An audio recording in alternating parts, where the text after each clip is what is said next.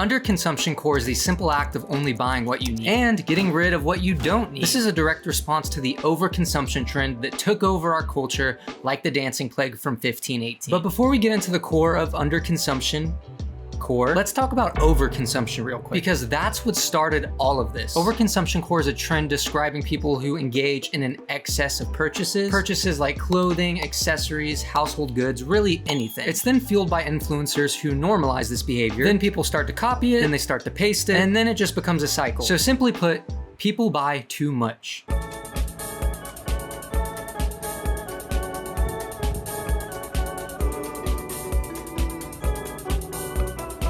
So this person is in the land of Stanleys. They're everywhere. The shelves are overflowing with them. Stanleys are coming out of every nook and every cranny. There's different colors, there's different shapes, there's different models of the Stanleys. Kind of like how cars have different models, I guess Stanleys have different makes and models. And you know why whatever this store is has this many Stanleys? Because of overconsumptionism. People will buy these Stanleys. Sometimes people buy multiple of these Stanleys. They're just walking out of the store holding like 100 Stanleys. One for every day of the week, one for every possible outfit, one for breakfast, one for lunch, for brunch too. For every possible situation, they have a Stanley. Kind of like over preparationism. I don't know if that hit the way I wanted it to.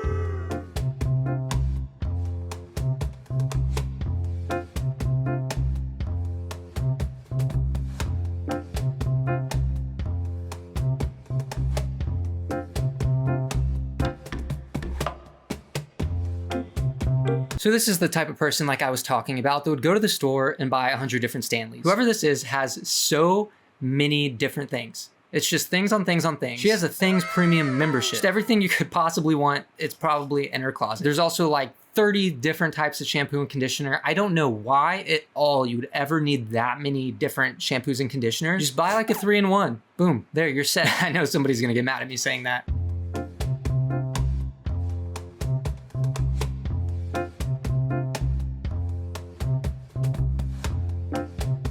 So again, just another little taste into the world of overconsumptionism. This person has every possible type of product you can buy. She even has the experimental ones, the ones that make you grow 3 arms. She broke into Fort Knox to get some of these products. There's a lot, is my point. And so that's the overconsumptionism lifestyle, which there is so much we could dive into on that. I mean, we could talk about how it promotes a dopamine addicted lifestyle. We could talk about the coping mechanisms of it, or we could even talk about the emotional side of it. But that is not what this video is about. Overconsumptionism spawned underconsumptionism. So let's look at that end of the spectrum. So in response to overconsumptionism, there's this whole trend of underconsumptionism. That being a lifestyle that promotes minimalist and mindful living. It encourages people to buy less of what they don't need and utilize more of what they already have, which kind of just sounds like a normal way to live to me.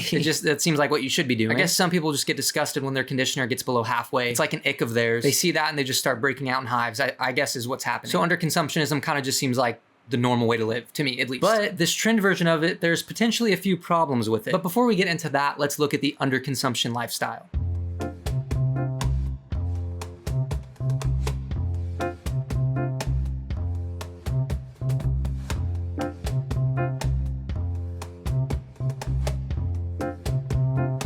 So I love this video. She's showing us all her makeup, and she presents it as the only makeup she owns, which I didn't show this whole video, but to me, it seems like a lot of makeup. This video goes on for quite a while of her just showing us makeup, but then again, I don't really know that much about makeup, so I don't know if it's a lot. It could be a little. It looks like a little, but it feels like a lot. But my favorite part of this video is the fact that it's all in a Louis Vuitton makeup bag. That kind of seems like it defeats the purpose of underconsumptionism. Like, sure, I guess you're getting less, but you just bought a designer makeup bag that you really don't need. Like, I assume you're not going around just showing people your makeup bag. Like, if it was a purse, for example, I could get because you're walking around with it, you know, people see it. But a makeup bag, you're not just going around flexing your makeup bag. I assume you're not like, hey, look at my makeup bag.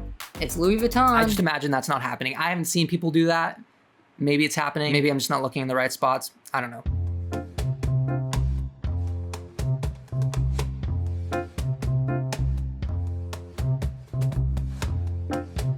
So the thing about this video to me, and something kind of similar with other underconsumption videos, and this is just me, I'm not saying this is the case, but it seems like it's almost an excuse just to be lazy. Part of what she said is underconsumptionism is having one poster on her wall, but you can get posters for like 2 cents. You could probably fill up that wall for less than $5, realistically, with posters at least. She also just has her clothes laying around in the closet because apparently coat hangers are too much, they're too much clutter for her, which they are a thin little strip. I don't know how you can say that's too much clutter. To me, it just seems like you're trying to make an excuse to not put your clothes up. Also, wouldn't they get wrinkly?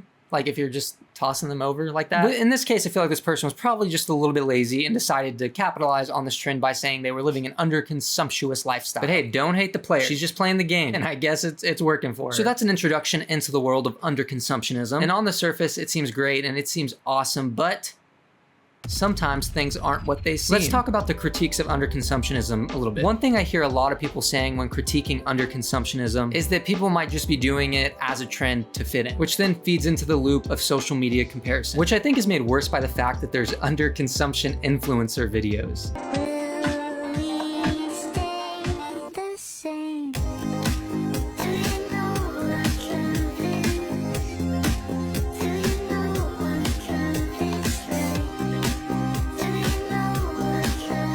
So there's a few things about this video. First off, now that we're getting into the influencer territory, this is where we kind of get into the promotional side of this lifestyle, which is one of the critiques. It's just a trend. But there's also a few things that I noticed in this video that I thought were a little bit strange, a little bit weird, a little bit wacky and goofy. One of them being that she's been using the same bar of soap for 2 years. Is that even possible? That had to have been the world's largest bar of soap if you've been using it for 2 years. That, or you only shower once a month. I don't know how you use a bar of shampoo that little or that much and it is still there. Like, how does it still exist? She must be just like barely, just little smudge of soap. There's no way you're getting as much use out of that as you should be. Also, the perfume she bought 2 years ago. I don't know how long perfume traditionally lasts, but that seems like a lot of time for perfume. Not that that matters, I guess. I mean, I guess she doesn't wear it. So she is just stinky. I mean, combined with how little she appears to be using the bar of soap, maybe, I don't know. There's also her 6 makeup pads that she's been using for more than a year, which I mean, I guess if you can rewash them, that's great. But it also just seems like at some point they would not work as well, I guess. I mean, I don't know. My point is, this is just kind of getting to a counterintuitive point. It's getting to that point where it's almost like they're doing it just as a trend, which that's a common thing with underconsumption videos. They promote reusing things, which is great, but then you start getting into that territory of accessibility. Being able to use things for so long can imply that they're higher quality things, which is why they've lasted so long. Kind of goes back to the Louis Vuitton bag. Like, you can buy a high quality thing, but is it kind of unnecessary what you're paying for it? So you might be buying less, but you're also spending more.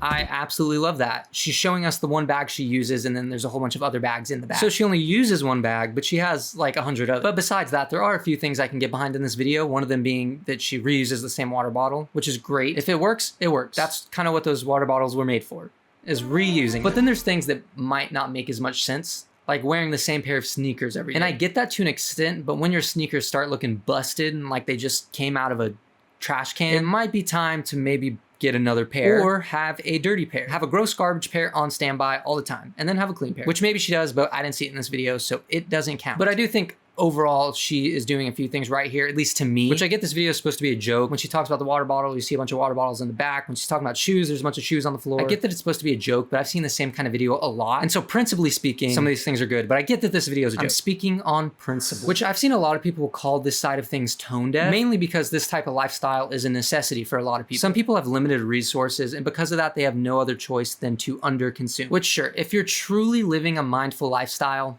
that's great. But is this trend a serious thing, or is it just a trend? Naturally, because it's a trend, there's a tendency to romanticize this kind of lifestyle, which in some cases can become a glorification of discomfort and can maybe even get a tiny bit moralistic. And in some cases, it might make people feel like buying things is bad.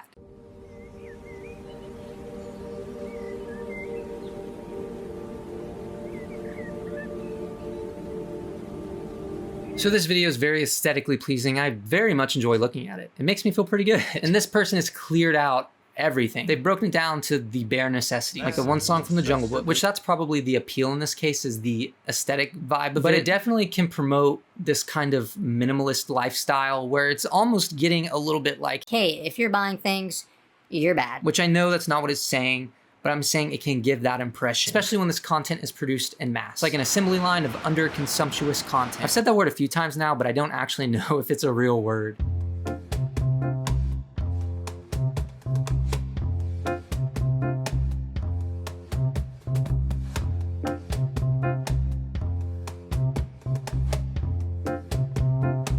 So this is a great example of the underconsumptuous lifestyle, to a point of maybe being a little counterintuitive. Maybe to some people, if it works for her, that's great. But she has this table that she just found on the side of the road. So upon editing this video, I realized that it wasn't a table that she found on the side of the road.